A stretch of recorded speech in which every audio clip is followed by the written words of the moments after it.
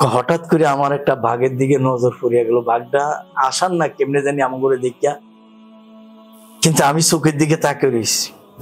তাকে আটতে আটতে হঠাৎ করিয়া আমার জবানে আমি আরবি দিয়ে বলতেছিলাম যে আমরা ওই পারে ওই শহরে যাবো, আমাকে পথ দেখাও। এটা কই আমি আটতেছি, কিন্তু বাঘ আমার অনেক দূরে থেকে, আমরা একটু রাস্তার মধ্যে হাঁটে না, সে একটু ভিতর দিয়ে সামনের দিকে যাইতেছে। আসসালামু আলাইকুম রহমতুল্লাহ। প্রিয় দর্শক, 313 মাশায়েখে বাংলাদেশ অনুষ্ঠান থেকে আপনাদেরকে জানাই আন্তরিক মোবারকবাদ। আমরা যারা দাওয়াত ও তাবলীগের কাজ করি, আমরা সবাই কম বেশি জানি এবং বলি, একটা কথা বলি যে মাখলুক কিছু করতে পারে না। যা কিছু হয় আল্লাহ তাআলার পক্ষ থেকেই হয়, মাখলুকের কোনো ক্ষমতা নেই। এই কথাটা বলাটা অনেক সহজ, কিন্তু কাজে কর্মে পরিণত করা অনেক কঠিন। তো এই কঠিন কাজকে সহজ করেছেন, এই কঠিন কাজেরই পরীক্ষা দিয়েছেন যে যিনি মুখে বলেছিলেন যে আল্লাহ তাআলার পক্ষ থেকেই সবকিছু হয়, মাখলুকের কোনো ক্ষমতা নেই। যেরকম এরকম ঘটনা ঘটেছিল সাহাবা আজমাইনদের জমানায়ও, যে বাঘের সামনে পড়ছে, জঙ্গলে গিয়ে দাওয়াতের কাজ করতে গেছেন। তো এরকম সাহাবা আজমাইনদের জমানায়ও এরকম ঘটনা ঘটেছিল। তো সেম ঘটনাও যার জীবনে ঘটেছিল, উনি হচ্ছেন দাওয়াত ও তাবলীগের প্রবীণ মুরব্বী হযরত মাওলানা রুহুল কিসব রাহমাতুল্লাহ আলাইহি। তো ওনার জীবনে এরকম ঘটনা ঘটেছিলেন যে বাঘের সামনে পড়তে হয়েছে, সাপের সামনে পড়তে হয়েছে। তো এই দাওয়াত তাবলীগের কাজ করতে গিয়ে উনি আফ্রিকার জঙ্গল পাড়ি দিয়েছিলেন। আফ্রিকার জঙ্গল, আমরা এখনো আফ্রিকার জঙ্গল দেখি, অনেক ভয়ঙ্কর জঙ্গল, অনেক মানে এটাকে কি বলে, এখনো প্রাণী, যে ভয়ঙ্কর ভয়ঙ্কর প্রাণী। তো এটা সেই সময়ের ইতিহাস, যথাসম্ভব 1970-এর আগের ইতিহাস, যে ওনারা দাওয়াত তাবলীগের কাজ করতে গিয়ে আফ্রিকার জঙ্গল পাড়ি দিতে হয়েছে, তা পায়দল হেঁটে, বিমানে না আর গাড়িতেও না, জঙ্গল পাড়ি দিয়েছেন। তো আজকে আমরা শুনবো ওনারই সেই ইতিহাস, কিভাবে কি এই ঘটনা ঘটলো এবং কিভাবে ওনারা পাড়ি দিলেন, কতটুকু সাকসেস হইলেন, এই বিষয়ে আজকে আমরা শুনবো আমারই বড় ভাই শ্রদ্ধেয় মাওলানা ইলিয়াস দামাত বারাকাতুহুম ওনার মুখ থেকে। আফ্রিকার যে একটা ঘটনা ঘটছিল, আফ্রিকার জঙ্গলের বিষয়, আফ্রিকার জঙ্গলের বিষয়ে যেটা আব্বার থেকে এরকম শুনতেছিলাম, মানে আব্বা বলতেছিল যে আল্লাহর ভয় যখন অন্তরে থাকে তখন মাখলুকের ভয় যে চলিয়া যায়। তা আব্বা এটা তো আমরা জবানে বলি, মিম্বরে বড় সহজ, কিন্তু যখন ওকে মোকাবেলে আসে বা আল্লাহ এক একটা হালত দেয়, শুধু মিম্বরে আমি যেটি কইছি এগুলা বাস্তব হয় কিনা বোঝার জন্য হালতটা দেয়। বা আফ্রিকার জঙ্গলের ওই হালত আমি ওদিন আমি বুঝতে পারছি যে মিম্বরে বলাটা তো বড় সহজ, যে মাকলুকের কোনো শক্তি নাই খালেকের শক্তির মোকাবেলায়। যখন সাথীরা পরামর্শ করলো, হুজুর আমরা যে শহরে যাবো, এটা যদি আমরা বাইরে দিয়ে ঘুরিয়া যাই তাহলে একদিনের সফর বাসে, আর অনেক টাকার ব্যাপার। তো একজনে কইলো আমাদের এই জঙ্গলের ভিত্তিতে যদি যান আপনারা হয়তো 2-4 মাইল গেলে ওই জায়গাটা পাইবেন। জঙ্গল, বিশাল জঙ্গল, কিন্তু একটা রাস্তা আছে, যারা চিনে যাওয়া আসা করে ওখানে তেমন একটা যারা পারদর্শ জানে বুঝে কোন সময় বাঘ ভাল্লুক থাকে না। তারপরে ওই সময় দেখাই দিছে যে তবে লাঠি হাতে রেখেন, সাপ সুপ থাকতে হবে, বাকি বাঘ ভাল্লুক এরা একটু গভীরে থাকে, ওখানে আপনাদের যাওয়া লাগবে না, আপনারা এই তেসরে যদি যাইতে পারেন। আমাকে রাহাবর দেন, আমার দেশে রাহাবর, কারণ এই পর্যন্ত যারা রাহাবরি করছে এরা জঙ্গল পর্যন্তই শেষ, ফিরে আসে। এই জন্য রাহাবরির দরকার নাই, যেহেতু আপনার আল্লাহর মেহমান, আল্লাহ আপনার করে রাহাবরি করিয়ে নিব।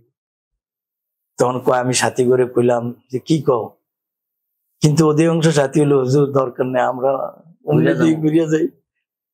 পরে কইলো যে তাইলে কেমনে কমু মেম্বরে যে মাখলুকের কোনো শক্তি নেই, আল্লাহর কুদরত চাইতে হইলে তো একটা কিছু হালত তো দেখতে হইবে। আল্লাহর কুদরত সাথীকে তখন জেহান বানাইলাম। তখন সাথী প্রত্যেকে বলে যে হুজুর যা মরলে মরছি, যাক তো সাহাবাদের সাথে তো আমার হাসবে, অসুবিধা কি।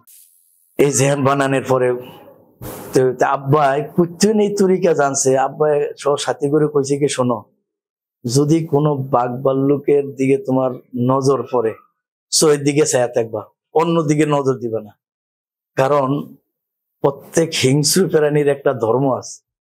এটা হইলো সে যখন বেফিকির থাকে তখন আক্রমণ করে, যে তার শহীদ দিকে তাকায় থাকবা আটবার, কিন্তু শহীদ দিকে চাই আছে আটবার, তখন দেখবা যায় সে আসতে ইয়ে হয়ে যাবে। এটা একটা বাহ্যিক একটা কথা বলছি একটু হিম্মত দেওয়ার জন্য।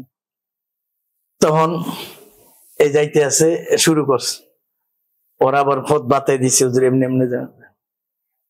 তা আব্বা কয়, অন সাথীরা কয়, হুজুর আমনে সামনে থাকেন। তখন আমি যে আমির, আমি যে পিছনে থাকে, এখন সবাই আমার আমি সামনে এখন কি করবো, ঠিক আছে। হঠাৎ করে আমার একটা বাঘের দিকে নজর পড়িয়া গেল, বাঘটা আসার না কেমনে জানি আমার করে দেখিয়া। তখন আমি যে, আমার এটা মনে আছে যে সাহাবারা যে কথা কইছে যে আমরা আল্লাহর দাওয়াত নিয়ে আইছি, তো আমার মুখ দিয়ে কথা বাইরে না, তো মনে মনে কল্পনা আইতে আছে যে আল্লাহ তুমি তো ওয়েনো পারছ, আল্লাহ দাওয়াতের কামড়ে আইছি, এ যদি আক্রমণ করে আল্লাহ তবলিগ তো শেষ। কিন্তু আমি চোখের দিকে তাকে রয়েছি, তাকে আটতে আটতে হঠাৎ করিয়া আমার জবানে আমি আরবি দিয়ে বলতেছিলাম যে আমরা ওই পারে ওই শহরে যাবো, আমাকে পথ দেখাও। এটা কই আমি আটতেছি, কিন্তু বাঘ আমার অনেক দূরে থেকে, আমরা একটু রাস্তা যে রাস্তার মধ্যে হাঁটে না, সে একটু ভিত্তি দিয়া সামনের দিকে যাইতেছে, কিন্তু সে যে ভিত্তি দিয়ে সামনের দিকে যাইতেছে, সে লেজ দিয়ে কি ইশারা দেয় এটা বুঝি না, কিন্তু অন্য অন্য অনেক দূরে নজর করি, কিন্তু দেই যে অন্য অন্য যত প্রাণী এই যেটা কয় যে শুধু বাঘ না, অন্য এমন কিছু প্রাণী, কিন্তু বাঘের দিকে ওই যেটা আগে আগে যায় ওটার দিকে চায় রয়েছে বাকিটি। তা আমরা তো ফাঁসি দিয়ে আটতেছি, এদিক দিয়ে সাদিকের সামনে এই গাছের সাপ লটকায়, তো একটু মাথা নিচে দেওয়া যায়, আবার লাঠি দিয়ে সরাই দেয়, এরকম করতে করতে মোটামুটি ওই পাশে একবারে খবর দেওয়া হয়ে গেছে কিভাবে যে এরকম একটা জঙ্গলে ঢুকাই দিছি, দোয়া করো আল্লাহ তাআলা যদি সহি সালামতে পৌঁছায়। শহরের সমস্ত লোক ওই জায়গায় জমা হয়ে রয়েছে, আরে কে আইয়ে না এই অপেক্ষায়।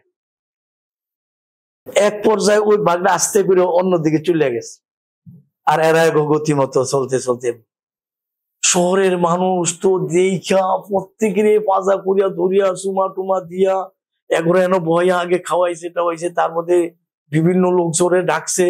আব্বাই চিন্তা করে একটা মোকা এন লাগাই দিছে, বিশাল এক বয়ান, কয় যে সাহাবারা যে দাওয়াত নিয়ে আসছে, আমরা ওই মেহনত নিয়ে তোমার কাছে আসছি, আর এটার চাক্ষুষ কুদরতি প্রমাণ আল্লাহ তোমার করে দেয়া দিছে, কারা কারা তো এর আছে মেহনত সব নাম লিস্টি করে দেখ এনে রেখা।